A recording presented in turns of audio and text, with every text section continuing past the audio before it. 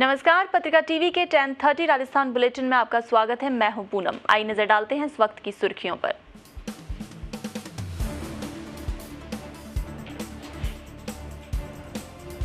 भवरी देवी हत्याकांड में एटीएस को मिली बड़ी कामयाबी। मुख्य आरोपित इंदिरा बिश्नोई मध्य प्रदेश के देवास से गिरफ्तार। एटीएस ने सीबीआई को सौंपा। 5 लाख रुपए का इनाम घोषित है इंदिरा बिश्नोई पर। जल स्वावलंबन अभियान का लक्ष्य नहीं हो पाया पूरा। कई जिलों में नहीं हो पाया पूरा काम। आज बंद कमरे में फिर होगा हाईटेक प्रेजेंटेशन।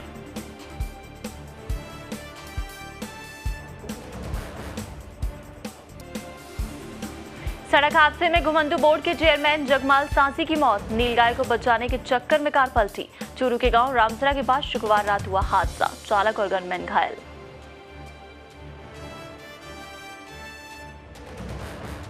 सीबीएसई 10वीं कक्षा का नतीजा आज। 16,67,000 विद्यार्थियों ने दी थी परीक्षा। आरबीएसई 10वीं का नतीजा 15 जून से पहले आने की संभावना। और चलिए खबरें अब विस्तार से। और सबसे पहले बात बहुचर्चित भवरी देवी हत्याकांड की, जिसमें 6 साल से फरार चल रही 5 लाख रुपए की इनामी आरोपी इंदिरा बिश्नोई को आखिरकार एटीएस ने मध्य प्रदेश के देवास से गिरफ्तार किया है। एटीएस ने इंदिरा बिश्नोई को सीबीआई के हवाले कर दिया है। तो वहीं देर रात तक ATS SOG ADG Umesh Mishra ने इस बात की पुष्टि की। मिश्रा ने बताया कि जोधपुर एटीएस टीम ने भवरी देवी प्रकरण में 6 साल से फरार मुख्य आरोपी इंदिरा बिश्नोई को पकड़ लिया है। इंदिरा, जो कि दिसंबर 2011 से फरार है और कोर्ट ने उसको भगोड़ा घोषित कर रखा है। इंदिरा के खिलाफ सीबीआई ने अप्रैल 2012 में वारंट जारी किए थे और इस मामले में इंदिरा बिश्नोई मुख्य सूत्रधार हैं। वो न्यायिक अभिरक्षा में चल रहे पूर्व विधायक मलखान की बहन है। भवरी देवी हत्याकांड में अब तक 15 आरोपी पकड़े जा चुके हैं और इसी मामले में पूर्व मंत्री महिपाल मदेरणा, पूर्व विधायक मलखान सिंह बिश्नोई, परसराम बिश्नोई फिलहाल जेल में हैं।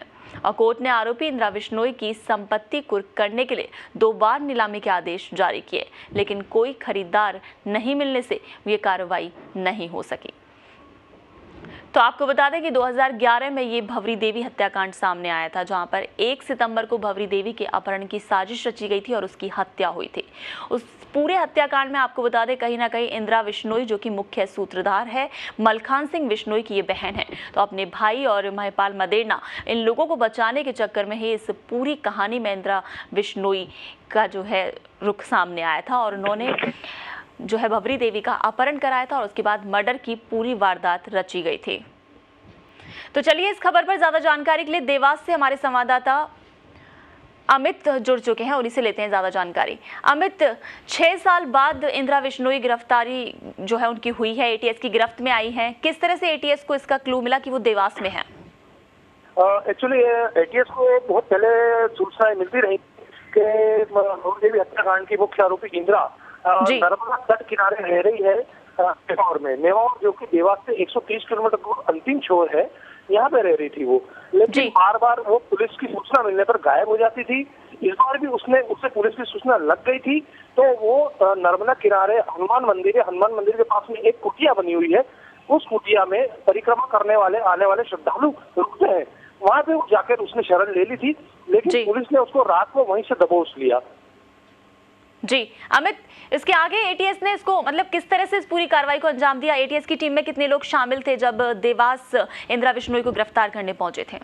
एक्चुअली देवास पुलिस का इन्वॉल्वमेंट इसमें कुछ भी नहीं था। राजस्थान एटीएस ही पूरे मामले पर निगाह बनाई हुई थी और एटीएस ने अपने सोर्सेस यहाँ पे लगाए हुए थे। उनको पहले से सूचना थी कि इंदिरा नेवार तट के आसपास ही कहीं देखी जा रही है। उसके फोटो सर्कुलेट किए। राजस्थान एटीएस ने अपने सोर्सेस लगाने के बाद में इंदिरा को पता लग गया था कि पुलिस नेवार तक पहुंच चुकी है। पुलिस की भनक पड़ते ही वो कुटिया में जाके छुप गई थी। जी, तो बिल्कुल अमित, अभी फिलहाल इस मामले में क्या अपडेट सामने आ रहा है? क्या टीम इंदिरा बिश्नोई को लेकर रवाना हो गई है? हाँ, रवाना हो गई है। वो राजस्थान के लिए रात को ही रवाना हो गई है और उसको जोधपुर में सौंपा जाएगा। बिल्कुल अमित, इस तमाम जानकारी के लिए शुक्रिया। तो आपको बता दें कि 1 सितंबर 2011 का ये पूरा मामला है, जहां भवरी देवी की हत्याकांड की साजिश रची गई थी, जिसकी मुख्य सूत्रधार इंदिरा बिश्नोई। पिछले 6 साल से एटीएस और पुलिस को इसकी तलाश थी। अब आपको बता दें कि मध्य प्रदेश के देवास से एटीएस ने कार्रवाई कर उसे गिरफ्तार किया है और आज जोधपुर सीबीआई को उसे सौंपा जाएगा। तो सेक्स, साजिश, सियासत और शोहरत के बीच आते जाते पैसे से जो सिहराने वाला खेल बन सकता है, उसकी मिसाल बन गई थी भंवरी देवी, जिसकी लाश अभी तक नहीं मिली।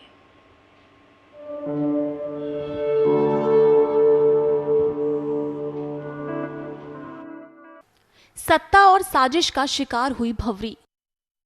प्रदेश की सियासत में आ गया था भूचाल। सत्ता के नशे में चूर नेताओं के दामन पर जब जब दाग लगता है, हर बार किसी ऐसे ही रिश्ते की हकीकत एक नई कहानी के साथ सामने आ जाती है। नर्स भंवरी देवी और उसकी सीडी की कहानी भी कुछ ऐसी ही थी। नेताओं की सोहबत में आते ही अब भंवरी पूरी तरह से सत्ता के इर्द गिर्द थी। बगैर ड्यूटी पर जाए ही हर महीने तनख्वाह मिल रही थी। मदेड़ना से उसके रिश्ते को लेकर बातें होने लगी थी, लेकिन मामला सत्ता का था तो सभी ने चुप रहने में भलाई समझी। साल 2010 तक भंवरी ने सत्ता का खूब सुख भोगा, पर अचानक बात बिगड़ी।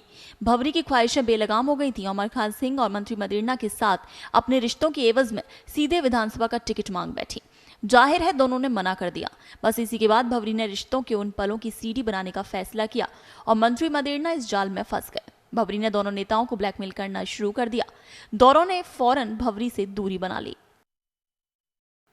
भंवरी ने अगस्त 2011 में अपनी कार बेची थी। उसी का बकाया 4 लाख रुपए देने के लिए 1 सितंबर को सोहनलाल नामक व्यक्ति ने भंवरी को फोन कर अपने घर बुलाया। भंवरी उसी दिन पैसे लेने के लिए अपने घर से निकली और फिर कभी घर नहीं लौटी।